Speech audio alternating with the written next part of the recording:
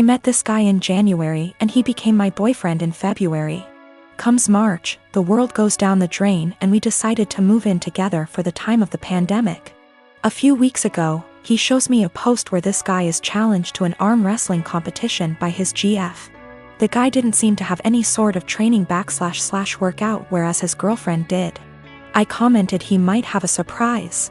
My boyfriend started educating me on biology and how men are stronger than women. I told him there were way too many factors to take into consideration to make such a broad comment. I have been doing weightlifting for 2 years and my boyfriend has never seen a gym in his life, so I used us as an example. That was a big mistake.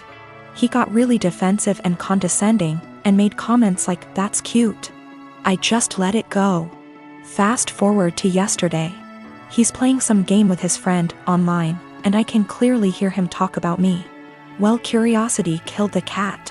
At first it's all pretty and my ego is bursting, but then he says I'm delusional because I think I'm stronger than him. Pause. Seriously? I know I'm weak, but not weaker than a girl. So later, I decide to call him on his BS. I asked him if he wanted to come work out with me the next day, this morning, so he can show me how strong he is. He accepted and I was happy because I had been dying to bring him and initiate him to something I'm passionate about. So, this morning, we went to my friend's garage. My region allows groups of 10 or less and we wipe everything. I told him we're gonna do deadlifts. It's my favorite exercise and I was already planning to test my personal best, so it was perfect.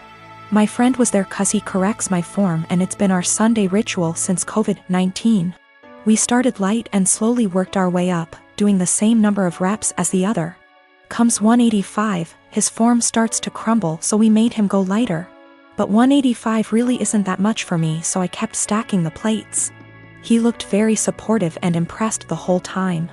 I ended up beating my personal best at 265. I was ecstatic and so were they. When we got in the car, he was very silent. I assumed he was just tired. We got home and that's when he exploded and asked me if I was proud of myself. Apparently, I humiliated him in front of my friend. I apologized. I didn't realize he was feeling that way. He got angry and said it really changed the way he saw me, like I'm less of a woman now. He stormed to the basement. I started collecting my things. But now I'm wondering if I should have been reading between the lines and stopped at 190 or something. Or just dropped it and never suggested we work out together. I knew very well I was stronger than him, but I just had to prove it to him. One of my best friends, Carla, is getting married soon. It's only meant to be a small backyard type of wedding, but they've been planning it for a few months now, and originally, it was supposed to be on my property. They wanted it because it's private, has lots of open space for the reception, a nice view, and the house could be used for them to get ready and stuff. Of course I said yes. She and her fiancé, Rick, were very happy. Thing is, Carla and I do have a history. We went out on and off in college but decided to stay friends. Then I met my wife, we got married, Carla met Rick, and now here they are. Now my wife knows I went out with Carla back in college and she didn't care. Carla still went to our wedding and everything. I never knew if Rick was told or not. It's not my relationship, therefore not my business to say anything, so I never did. Rick found out recently and not in the best way. Not sure how, but from what I heard from friends is that one mutual friend told him, no idea why, we used to date. Not only that, but apparently Carla said a couple years ago she was still in love with me when she was already dating Rick. Don't have actual confirmation if that's exactly what he was told. All Carla's told me is that Rick was told about our past and he's angry at her for never saying anything. It became quite a drama and didn't hear from her for over a month until now. She told me they're going to couples counseling and that the wedding is still on. But Rick requested that I not attend. It sucks, but I totally get why he wouldn't be comfortable. Then I asked the obvious question, where are they going to hold the wedding then? To my surprise, she said they still want it at our place.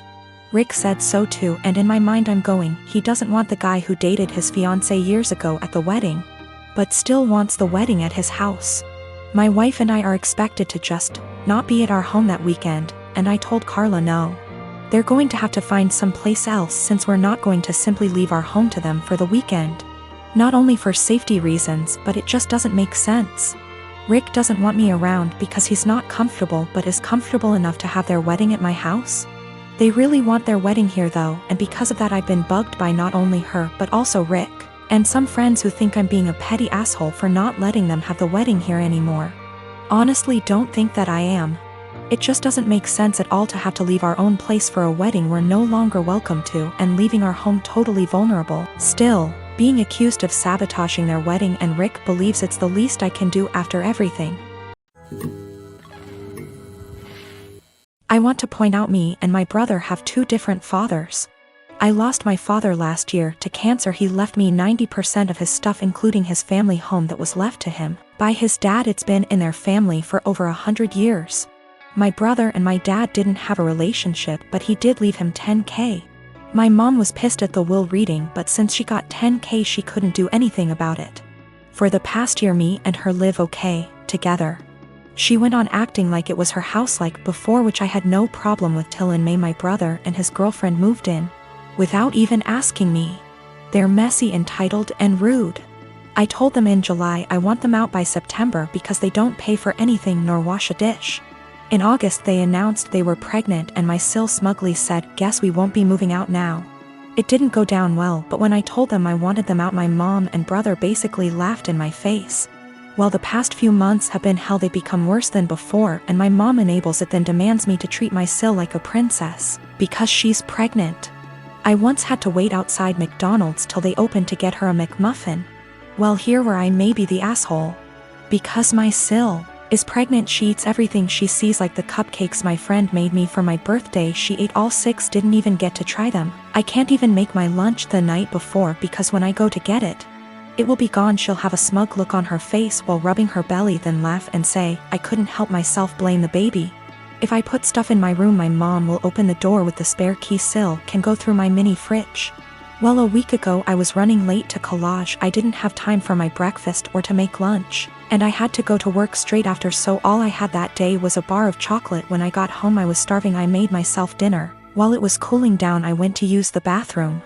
I must have been in there 10 minutes at most. By the time I came out she had 70% of my dinner ate, and I literally lost my shit. Of course she started crying. My mom and brother started screaming at me for making her cry, making excuses, like how she couldn't help it and it was my fault for leaving food around her.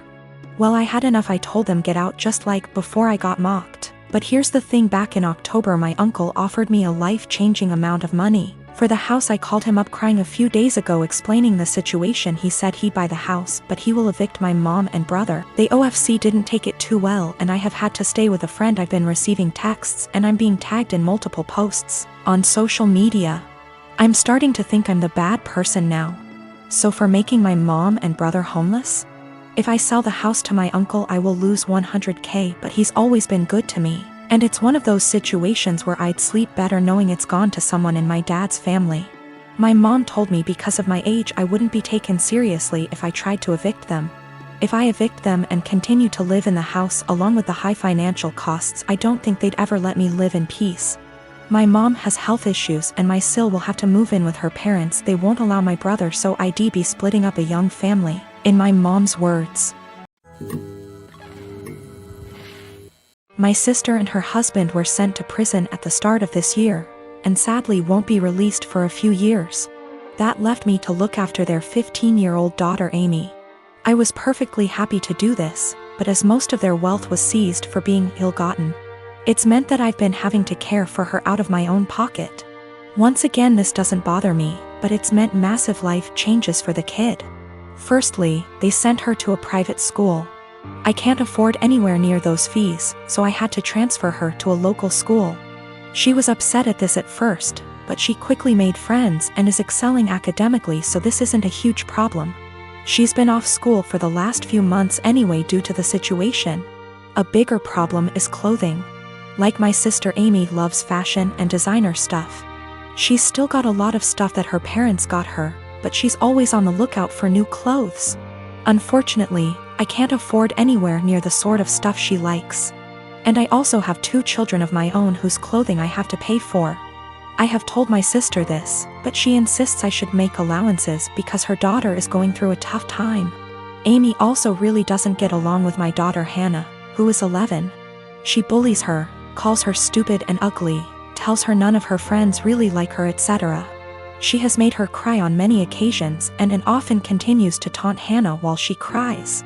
Yesterday I caught Amy trying to buy a dress costing over $1,000 with my card.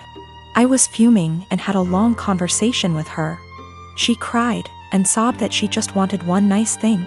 My sister called from the prison, and Amy cried over the phone that she hates here and I treat her unfairly. I spoke to my sister afterwards and she begged me to go easy on her daughter because she's still adjusting. I put food on this kid's plate. I buy her whatever clothes I can afford, even if they aren't to her taste. I take her to visit her parents as much as possible. They're held in different facilities. And I do all of that on top of working and looking after my own children. I told my sister that I was willing to look after her daughter for as long as she needs. But if anything like the card incident happens again, or if she continues to pick on my daughter, there will be serious consequences for her. My sister wanted to argue, but they get limited time on the prison phone. I think what I'm doing is right. I get that the kid is going through a tough time, and I'm doing everything I can to be there for her. But I can't just tolerate bad behavior or bullying, and I can't afford to pay for her expensive clothing. The fact that she's struggling to deal with what happened to her parents doesn't change that.